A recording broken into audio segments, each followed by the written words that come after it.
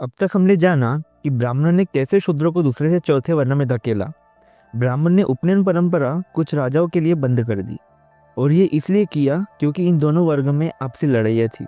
पर फिर भी लोग कुछ सवाल पूछ सकते हैं, जैसे ब्राह्मणों की दुश्मनी कुछ राजाओं के साथ थी तो पूरे समाज को दुश्मन क्यों बनाया? क्या कभी दोनों पक्षों में सुलह नहीं हुआ? और अगर हुआ तो ऐसा कौन सा कारण था कि शूद्र निचले के निचले ही रह गए? क्या शूद्र ने इसका जवाब नहीं दिया और सिर्फ सहन करते रहे? और ये सवाल काफ़ी सही सवाल है और इनके भी उत्तर देने का हम पूरा प्रयास करेंगे। हमारे पहले सवाल का उत्तर जानने के लिए हमें ये समझना होगा कि ब्राह्मण और शूद्र राजाओं के कॉन्फ्लिक्ट्स कोई इंडिविजुअल नहीं थे। जब कोई ब्राह्मण इन्वॉल्व होता था तो ये पूरे ब्राह्मण समाज का इशू होता था, पर जब राजाओं की बात आती थी तो ये उनके और उनके अपने ट्राइब्स का इशू था।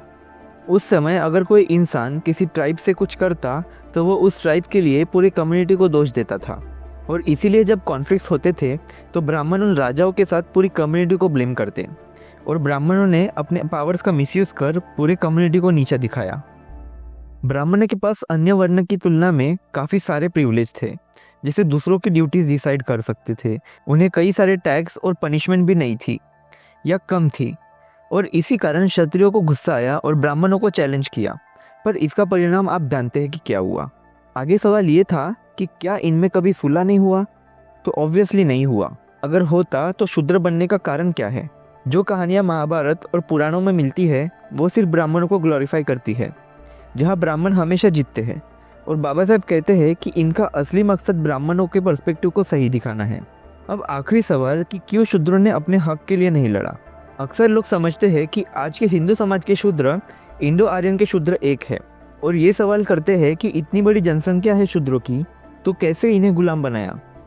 इसका जवाब आसान है कि ये दोनों अलग है और इंडो आर्यन की जनसंख्या कुछ हजार ही थी और उसमें भी सभी क्षत्रिय एक नहीं थे क्योंकि अलग अलग राजाओं में लड़ाइयाँ होती थी और उपनयन से वंचित रग इन्हें थोड़ी पता था कि आगे चलकर इसका परिणाम इतना कठोर होगा कि ये समाज से बाहर कर दिए जाएंगे।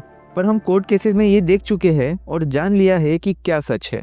इसलिए इतिहास को समझे और जानिए कि इतिहास में और कितने पहलू हो सकते हैं। हम आखिर में कंक्लूड करते हुए जानेंगे कि इस थीसिस का जवाब आखिर क्या है। Who were the Shudras?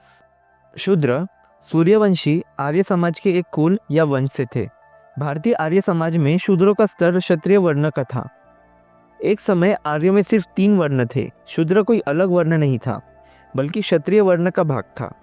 शूद्र राजाओं और ब्राह्मणों में निरंतर संघर्ष चलते थे जिससे ब्राह्मणों को अत्याचार, उत्पीड़न और अपमान सहना पड़ा।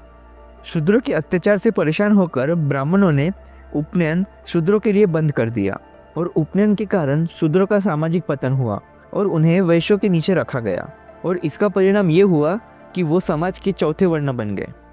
अगर किसी को ये थीसिस गलत लगती है तो पूछो शंकराचार्य से। ये कहा जाता है कि शूद्र अनार्य थे और आर्यों के विरोधी थे। आर्यों ने उन्हें पराजित कर गुलाम बनाया। अगर ये सत्य है तो क्यों यजुर्वेद और अथर्ववेद में ऋषि शूद्र के कल्याण और महिमा की कामना करते हैं? क्यों उनके प्रति सम्मान और सहानुभूति दिखाते हैं? ये भी कहा जाता है कि शूद्रों को वेद पढ़ने का अधिकार नहीं था। फिर सुदास ने कैसे ऋग्वेद में मंत्रों की रचना की? बताया गया है कि शूद्र यज्ञ नहीं कर सकते थे। फिर क्यों शातपथ ब्राह्मण में यज्ञ करने वाले शूद्रों को संबोधित करने की विधि का वर्णन है? और सुदास ने अश्वमेध यज्ञ क्यों किया? अगर शूद्रों को उपनयन का अधिकार नहीं था फिर बदारी और संस्कार गणपति में उन्हें उपनयन करने का अधिकार कैसे है? अगर शूद्रों को जमीन या प्रॉपर्टी रखने का अधिकार नहीं था फिर मैत्राणी और कथक संहिताज में शूद्रों को धनी और वैभवशाली कैसे बताया? यदि शूद्रों को राज्याधिकारी बनने के अयोग्य बताया गया फिर महाभारत में शूद्र मंत्री का उल्लेख कैसे है? शूद्रों को 3 ऊंचे वर्णों की सेवा करना बताया है। फिर ऐसी दशा में शूद्र राजा कैसे हुए? शंकराचार्य ने सुदास और अन्य शूद्र राजाओं का उल्लेख क्यों किया? अगर शूद्र वेद नहीं पढ़ सकते थे, यज्ञ नहीं कर सकते थे, उपनयन का अधिकार नहीं था तो पूछो उनसे कि क्यों इन्हें नहीं दिया गया और क्यों इन्हें वंचित रखा? और ये सारी चीज़ों से वंचित रख ब्राह्मणों को क्या लाभ था? अगर उन्होंने शूद्रों को भी अधिकार दिए होते तो ब्राह्मणों की ही आय बढ़ी होती। फिर क्यों शूद्रों को वंचित रखा और क्यों ब्राह्मणों पर पेनल्टी लगाई अगर वे शूद्रों का उपनयन करते? सोचिए, समझिए और जानिए इतिहास को और पूछिए ये कठोर सवाल उन शंकराचार्यों से। इन सारे सवाल को जवाब नहीं है फिर क्यों शूद्रों को वंचित रखा गया?